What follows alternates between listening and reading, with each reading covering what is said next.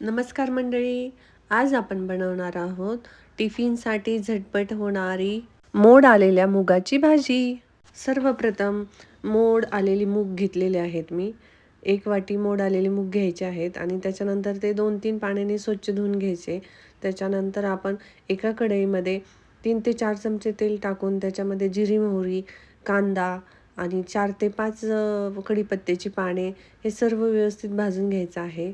आणि भाजल्यानंतर आपण त्याला सुकी भाजी करत असताना नेहमी कांदा खरपूस असा भाजून घ्यावा लागतो, नाहीतर तो सुक्या भाजीत कांदा कचकच लागला जातो.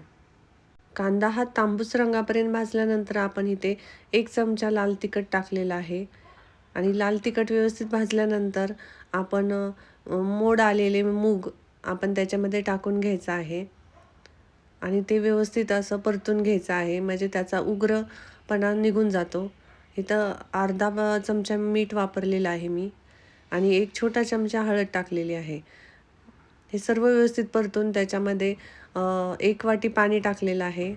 झाकण ठेवल्यानंतर आपण गॅस कमी करून मीडियम आचेवर व्यवस्थित असं त्याला वाफवून शिजवून घ्यायचं आहे. तुम्ही पाहू शकता आपली भाजी रेडी झालेली आहे.